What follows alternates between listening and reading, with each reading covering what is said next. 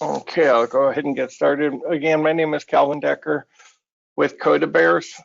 We're a channel partner with Epicor, serviced mostly out of Chicago area, but now that we're virtual, we kind of reach everywhere on the planet. The general discussion that I was going to do today is kind of over the are you remotely working or are you even working remotely? Um, it's been a kind of a craze for everybody. This whole pandemic has caused everybody to work from home, work from your car, wherever you are. Just don't go to the office. It's terrible. And other people are still going to the office. So it's been a very interesting thing for us.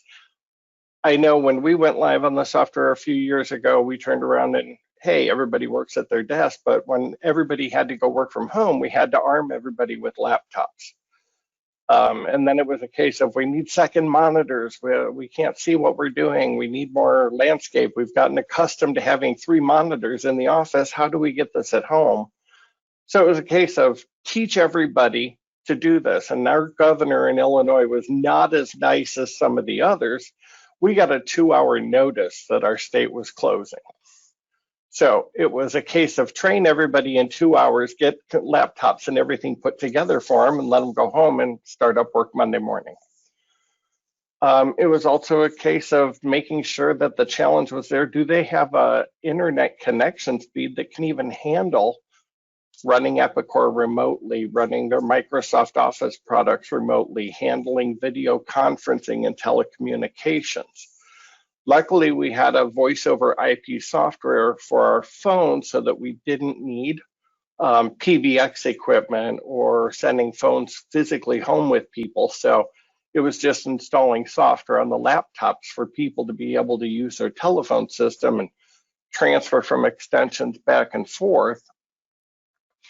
The other thing that we found is when we initially started our VPN, we only armed our outside employees with a VPN license. When the pandemic hit, we had to arm everybody with a VPN license. Now, luckily, it was just software, so we just logged into Dell and downloaded extra license. But this was a rather interesting thing that we didn't even think of that, hey, we need to do this. And I know a couple of my clients that are larger had to go out and buy like 500 VPN licenses. This was not a small task for them to do and be able to handle that kind of throughput into their office. Telecommunications went a little easier for us since we use voice over IP phones. The drawback was all of our phones in the office were PoE and people don't have power over Ethernet in their home. So it was a case of how do we get them the ability to communicate? And I would say it pretty much effectively shut down a lot of companies for a good week as people tried to figure out how to work from home during the pandemic. But we kind of all made it through it. Distractions in the home will always get you. Amazon's going to deliver your packages and the dogs are still going to go crazy. The other thing that we started finding out into week 2, 3, and 4 is isolation and keeping people connected. While you're working from home, if you're alone, that's just one person. You're not going out, you're not socializing. And this was creating an isolation level for some of our employees that we decided, okay, you got to do video conferencing. You have to spend time talking and working with people and kind of keeping their sanity there, even though they're not working in the office. We found that this was something that was definitely hitting some of the employees that need to keep the social level. Even though we were all distance, we still had to work together, communicate, and become more personable with coworkers than normally even in the office would be. The distancing was interesting. We were seeing Zoom bombing that ended up even hitting the news here in the US. GoToMeeting came with our voice over IP phone system, so that was kind of easy. It was a no-brainer. Everybody uses that one here. Join Me was out there for doing video conferences. Google Meet was out there. We ended up adopting Microsoft Teams as well. Skype was out there, WebEx, there's all these different ones that are out there, and now we're finding who's having problems. And who's allowing the wrong type of people in. So it's a case of you got to turn around and manage those virtual meetings. These nobody ever really faced prior to March 1st. It wasn't that big of an issue. Now it is a bigger issue. Some of the things that we looked at between Teams and GoToMeeting at CodaBears is which softwares offer the ability to record the meetings. We found that through the GoToMeeting, you can make a recording of your video conference. They also provide you a written transcription. So perfect note-taking for a meeting. And I have a video recording that we just archive onto the servers. So we're able to record every one of the meetings and store those up there. We use that also for customers for their training sessions. When we're training on the Epicor software usage, we turn around and provide them a video recording of the session. They can save that right on their server. They have perfect notes right from video conferencing. And this really came about from the pandemic, that people are kind of pushing this forward and moving towards it. We've been doing it for a while, but this became 100% as no travel was happening anymore. And we found that it made communication more social by doing video conferencing versus telephone calls or emails or text messaging.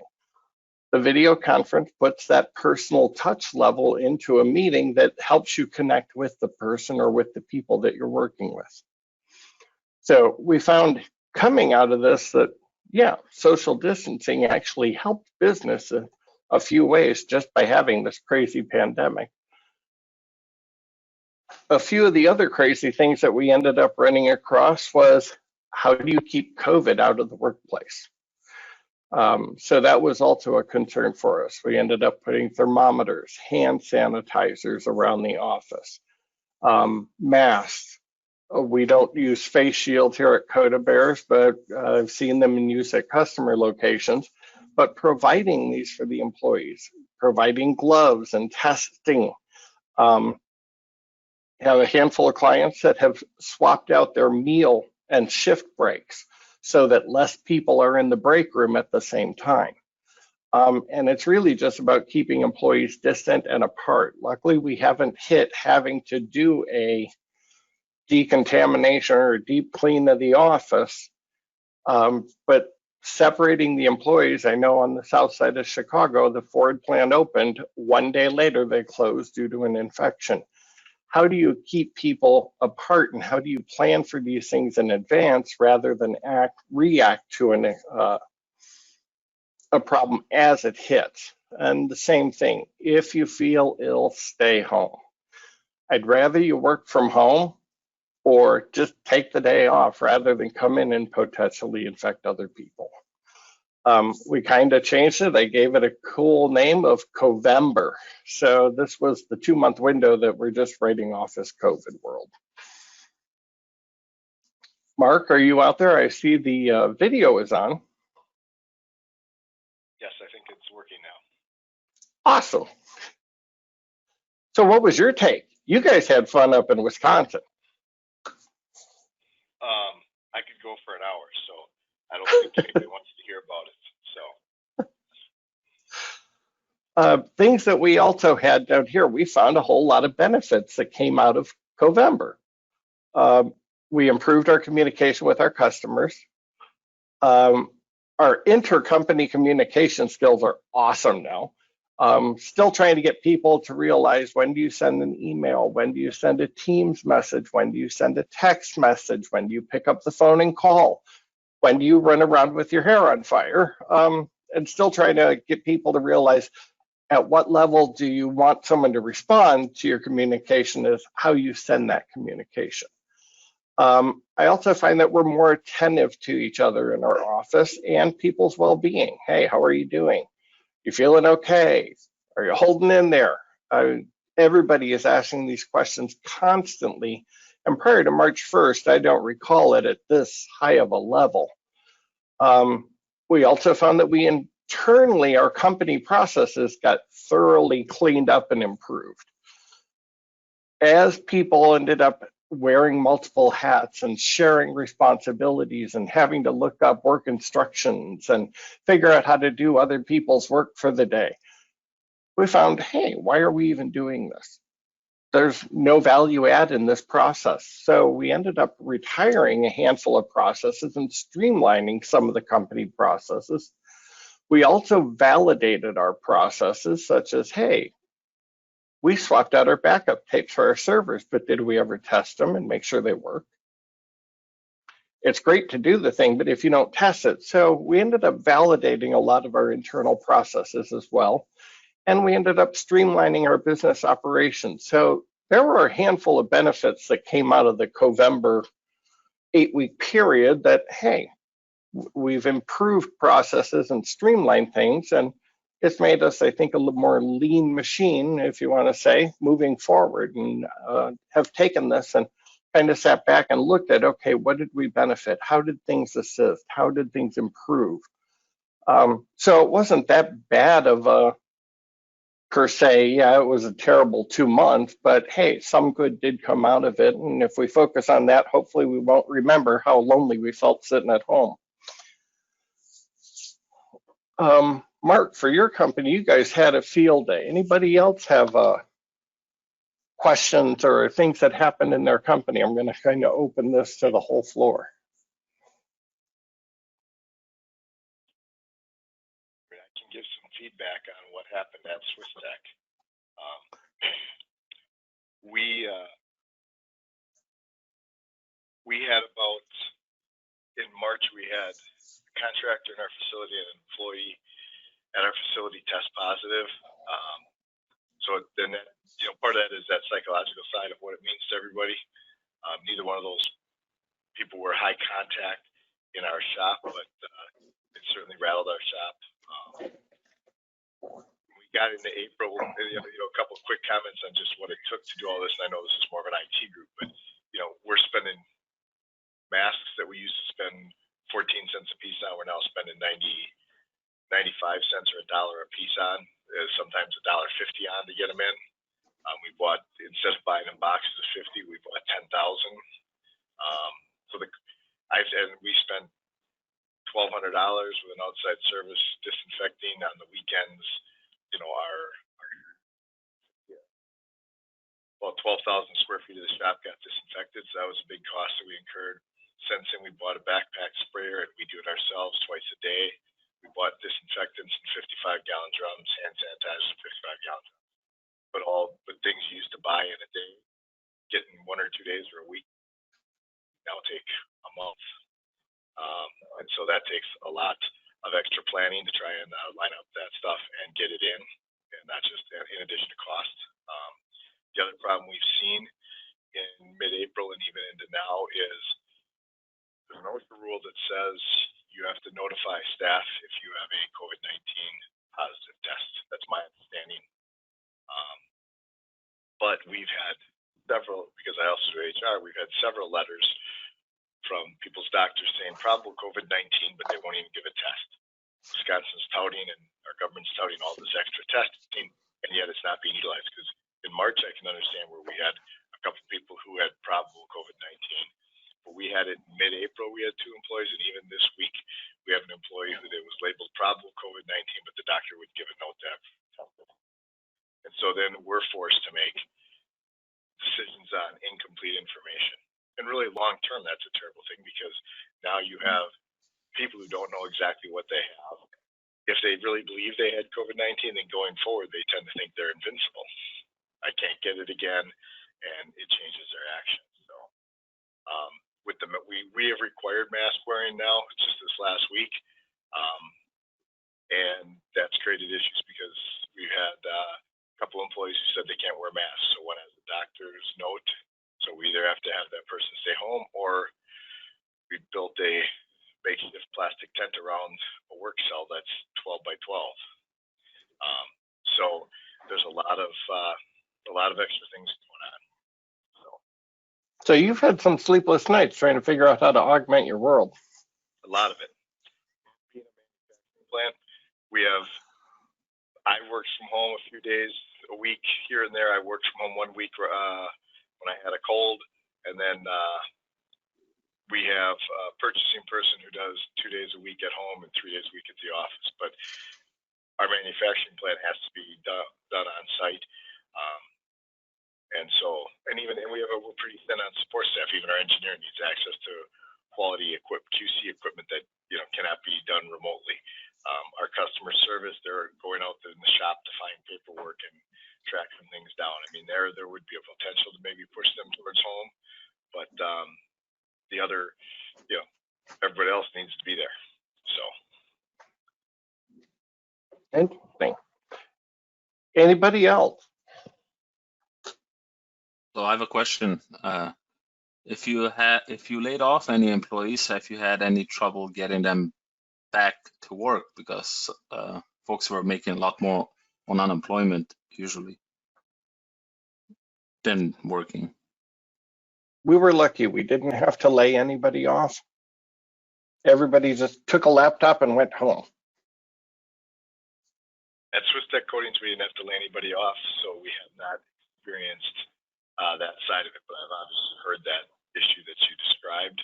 But we personally, again, as similar to Coda Bears, again, different reasons, our demand stayed there. We cut overtime and cut hours and aligned shifts, aligned lunchrooms, all that stuff. But on the layoff side, we didn't have any, so I can't speak to that. I have an aerospace client that downsized a couple of their locations, and others they just went with rolling furloughs, where everybody opted for, hey, I'll take this week off, or I'm taking this week off. And they just turned around and had a rolling furloughs where everybody had to take 1 or 2 weeks off.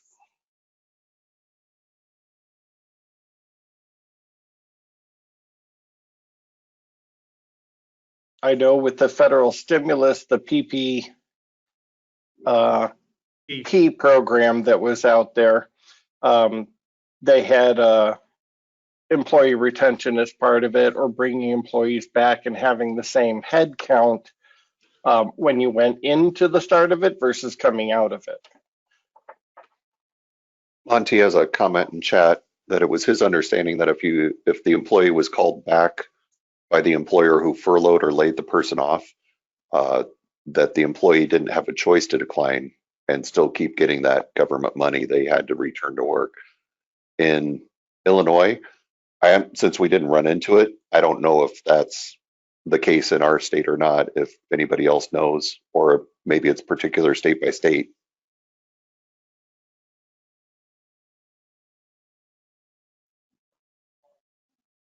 Hey, I believe that's the case in Iowa too.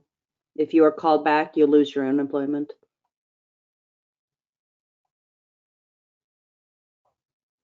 That's my understanding for Wisconsin as well. If you are given the choice to return to work, you can no longer claim unemployment than if you refuse work.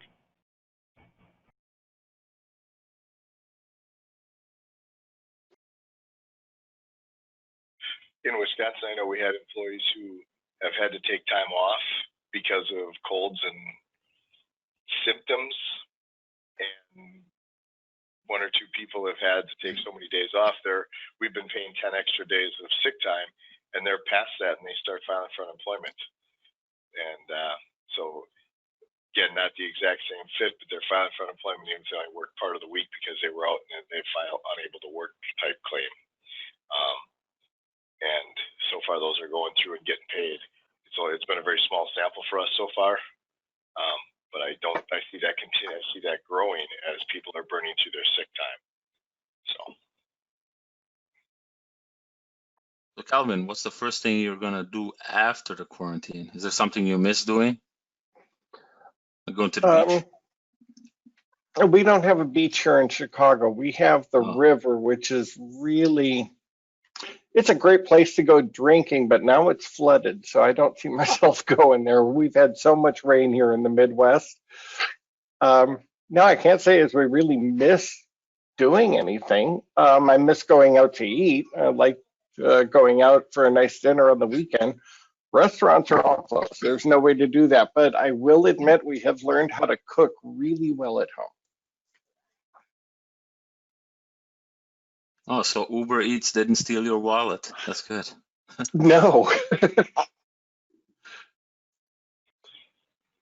Which is kind of nice. I'm like, hey, learned how to cook. I got the gas grill connected. I don't think I've ever done so much work around the house as during the month of November. But hey, Hey, Calvin, it's Helen. Hi, everybody. hey, how you doing? All right. I'm just curious how people are going to handle going back to the office. So our office personnel have pretty much been working from home this whole time. Some people have gone in here and there as needed, and we've had a limited crew in the plant. Management is currently figuring out how to get us back in the office and keep us safe and all that. But I'm just curious if everyone is working to get their employees back in the office safely, or are you going to give options of working from home or extend that? Just wondering how other companies are managing that. We went everybody back to office, but we also, our office mom and Kay got together and said, hey, we're going in a day before and we're just going to deep clean the whole office. Just bleach it all, even though it was in a 7-week lockdown. I think the office was probably the safest place to be. But they went in, did a thorough deep cleaning before we had employees return back in. And if anybody still had children, so if you have children at home and there are no daycares or schools open in Illinois, so all those employees are still working from home. There's no way they can come in. Mm-hmm. But we kind of said, if you have the ability to come into the office, definitely go back in. With the reduced crew, because yeah, people are going to be home, people are going to be in the office. So with the reduced crew, we definitely have spacing. We've all learned how to hang our mask on our monitors.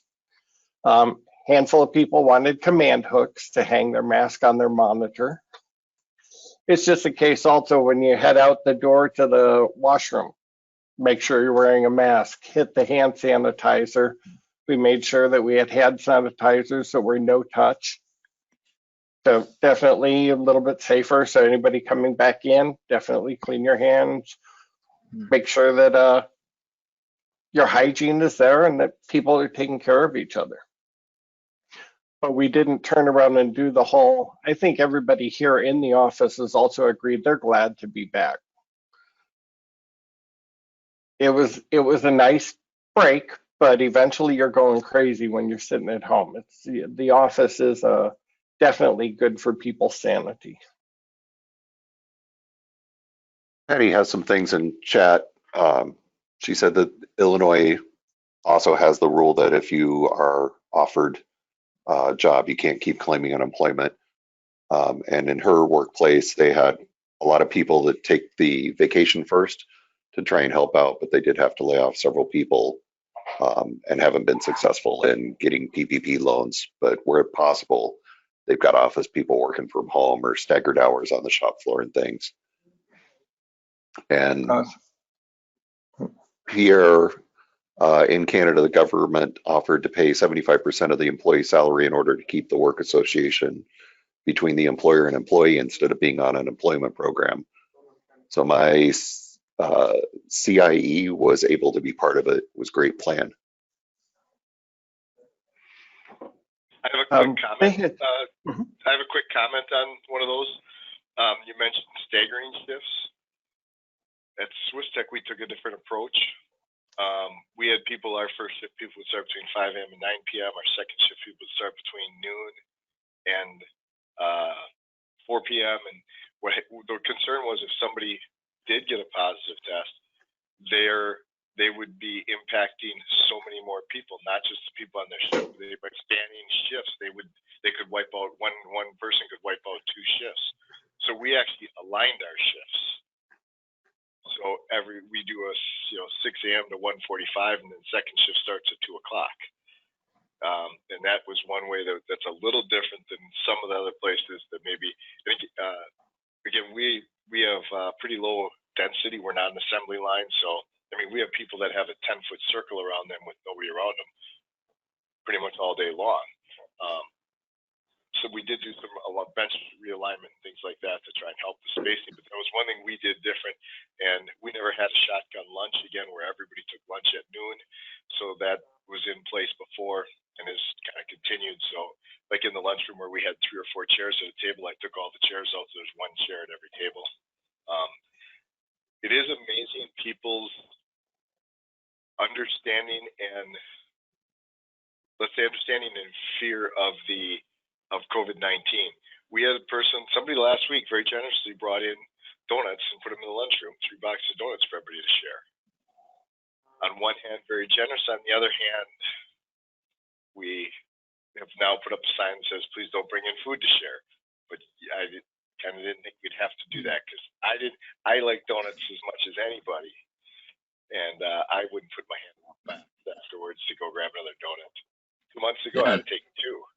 But so anyway, there's a big span there, and again, staggering shifts makes some sense, but keep in mind that overlap that takes place if you're a multi-shift operation.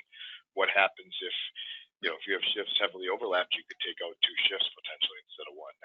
That was our logic, maybe flawed, but it's working for us right now. So. Yep, Chris over at William Frick, their company did the same thing. They did a 6 to 2 and a 3 to 10 for the office.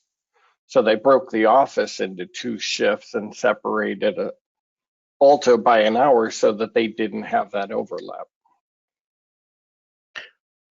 Mark, thank you for bringing that up about bringing in donuts or food for the office to share. I'm going to mention that to someone. We may want to do that also. I mean, I don't think anyone would, but there's going to be somebody. We've got a couple other things from chat here. Dave Miller, for the CDC and other health pros, soap and hot water are your first option if available, and hand sanitizer is the secondary option. Christine said she's heard of employees that have been working every other week to minimize exposure instead of splitting shifts. And Patty, we only have crowding at the punch clock and locker room, so we don't require log in and out right now. Supervisors are responsible for ensuring who worked what hours. Staggering keeps locker areas from being overcrowded, no group lunching allowed, and operators are spread apart in work areas already, and a lot of cleaning going on all touch surfaces, reporting labor, etc.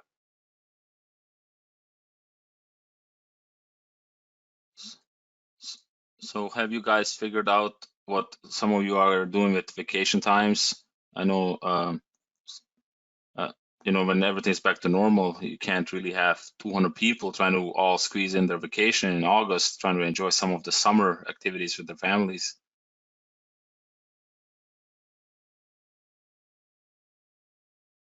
We haven't even hit that one. Thanks for bringing everybody down, Hasso. No.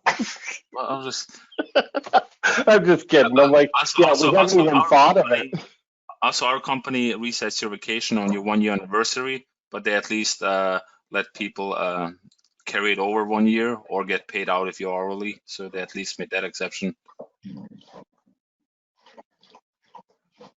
Our company, Illinois Lock, we received an email from our managing director telling us to please be aware that, they can't wait to the very end of the year to take vacations. I understand you can't go anywhere, but can you please try to start taking them? And as a matter of fact, they're doing a mandatory vacation day on Friday for all of us that we had to either take no pay or take a vacation day because we're closing the factory on Friday.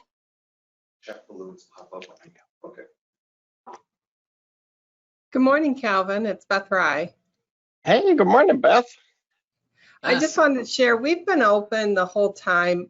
We are a plastic injection molding company, and we've been making plastic parts. We also have been making face shields. We've been making parts for the GM Venture for the ventilator project. So we've been very critical, and it's been very interesting working the whole time. Our crew is all in the office. A few people work from home, but they've tried to keep as many people working internally rather than externally. When this whole thing started, every day there was a new thing that had to be done, but basically it's kind of, gotten into a routine. We have signs posted everywhere. When you walk in the door, the very first sign you see is, "Did you take your temperature?" And that's posted on the outside door, as well as, "Please wash your hands before going to your workstation." So those are 2 rules that we have immediately. When you walk through the door, there is a handheld thermometer there with a station that has gloves, wipes, disinfecting, hand sanitizer, all of that. There's a whole procedure. If you haven't taken your temperature, you have to take it before you go anywhere else in the building. There are like yellow and black stripes, tape everywhere. So you must do that before you report to your workstation. There's a whole procedure. If you're over 100 degrees, you have to do all this call in and things like that. So once you get through that, then you're able to walk to, like I can walk to my office, put my stuff down, then I immediately go to the bathroom and wash my hands. There are signs posted in the bathroom. You know, if you've used this, you have to wipe this down. It is kind of crazy. I used to prepare my breakfast here and just sit at my desk and multitask and eat my breakfast and that. I no longer use the kitchen because there's so many rules and regulations around what you can do, what you can put in the refrigerator, how you put it in there. You can't bring lunch pails anymore. You have to have things in like clear Ziploc bags, and then you have to throw the bag away. I mean, there's a whole thing around that. But the company's been very good. We provided everybody with their own personal hand sanitizer. So we have our names on them. So if they need to be filled, we can, of course, my phone's going to ring right now.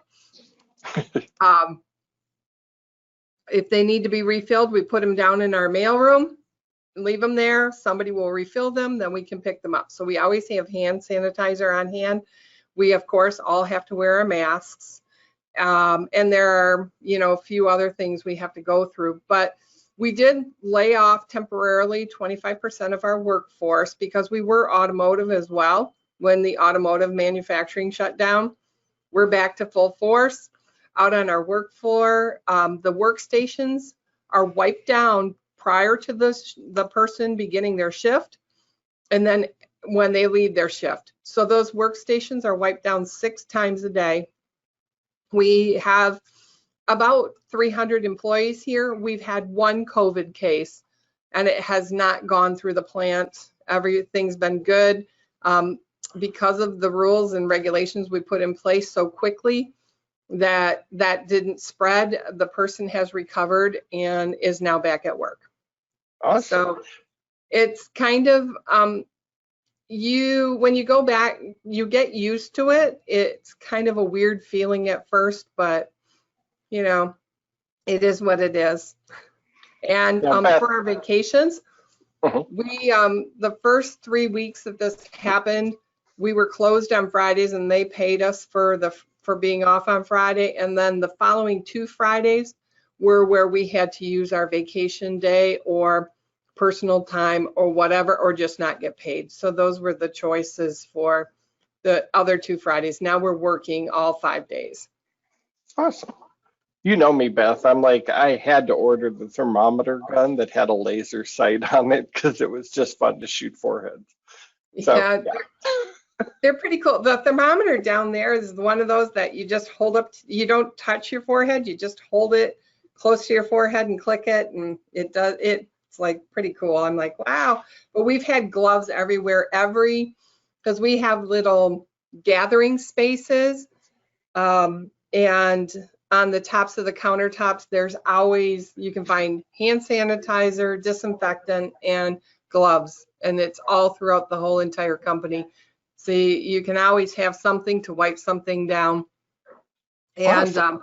Meetings are being done. This is interesting. Internal meetings, instead of having conference rooms full of people, we actually do Zoom meetings internally. Okay. So kind of interesting. Yeah, we went with Teams since it was part of our Office 365 package, so it's like we didn't have to invest in anything. It Right. was just a case of teaching everyone how to use it. Yeah, we've done Teams as well as Zoom, but some of our people prefer Zoom, so we just say go with it. Okay. This is Mark Obrance. Just a real quick comment on the masks. We've done quite a bit of research, and again, kudos to your purchasing and supply chain staff to get that stuff in. Like I said, we had products we ordered routinely. I mean, we've had Uline running out of spray bottles. We can't even order masks from Uline until August, they're saying. So we got to find other sources and get creative on that stuff to get those products. But on masks, real quick, the one thing we see is we'll see people wearing masks improperly. One, we're really loose fitting. Again, some will allow you to help. But the other big thing is the challenge I see with masks is people touch their face, their masks so many times. You really need to be careful as you're reusing masks. You got to assume the moment your hands should be sanitized before you put the mask on. Once the mask is on, every time you touch the mask, you need to assume it is contaminated. The inside is contaminated by your breathing. The exterior is contaminated by the air you're breathing. And everyone else exhaling, and people are touching their mask all the time, and then they go touch the copy machine or something else. And that is one risk factor with masks that people need to be aware of. If you touch the mask, you should clean your hands. So clean it before you put the mask on. If you touch it, clean them, and then after when you take it off, clean it. Then we gave people brown paper bags to use the mask during the day if they slip the mask in a brown paper bag, like a lunch bag, so that it can not stay moist but not leave it. I've seen people leave masks laying on a bench for an hour or two. That's not really helping. So anyway, just some thoughts on the mask as far as it can be a very good tool, but there are some things that people have to learn about how to use them. So.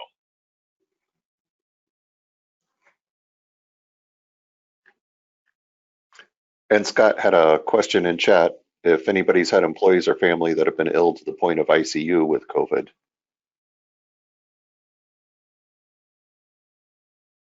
My husband had an uncle that died of it just recently, so it's hitting home. At Swiss Tech, one of our employees who had it tested positive passed away, and we also one of my good friends who's a coworker, he had a cousin who passed away.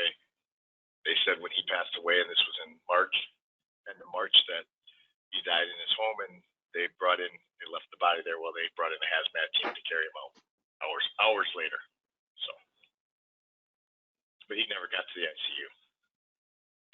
And there's a lot of reports I see in Milwaukee and nationally in Iowa specifically, there's been a case written up about it. And I know this is happening where people are turned away at hospitals who are not sick enough to get admitted. And so they go to the hospital 3 times before they get admitted.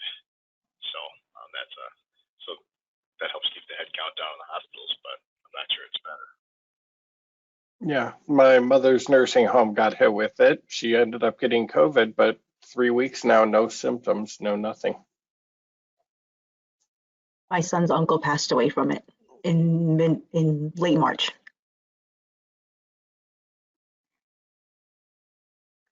Yeah, I don't think it has a discrimination or a choice. It's either it's going to hit you and hit you. But the best is to be safe and take precautions to try and work around it. I'm not going to hide in a plastic bubble, but I don't want to turn around and run out and hug it and embrace it and say, yes, I got it. Of course, I live in the hotbed area because I live in the Detroit metro area. I know personally at least 5 people have had it. I know 2 people who have been in the ICU but have both recovered from it. I'm sure there's other people that I know that have it. Pretty much they say at least 20% of the population probably has it and doesn't know it. Yeah, was to Mark's point, you can have symptoms, but they can't do a test because you're not in the age group. I don't know if I should be happy that I'm now in the age group that would qualify for a test. I don't think I was happy with the AARP discount when I hit over it, but hey, I'm not looking for the COVID discount.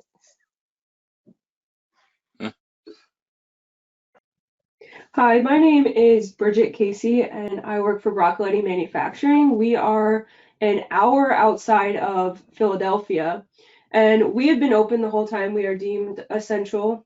So we've been taking every precaution, as all of you have as well. But interesting enough, we had an employee whose son, who lives with him, was tested positive for COVID. So immediately, he went home, our quality manager, and he got tested that day. Around anybody who had a meeting with him or came in contact with him also had to go home. So he got tested and he was negative. So I found that to be very interesting that even though he lives in the same home as somebody who tested positive, he was negative. He did have to stay quarantined for 2 weeks just to ensure that he did not get it and bring it to work. But also at Broccoli, we have around 130 employees, and I thought it was interesting about the comment about lunches and how difficult that's been. We're lucky enough that Broccoli is supplying us lunches, so nobody has to go out or bring it in here. So that is also a nice factor that's happening for our company. I'll be there for lunch. Yeah.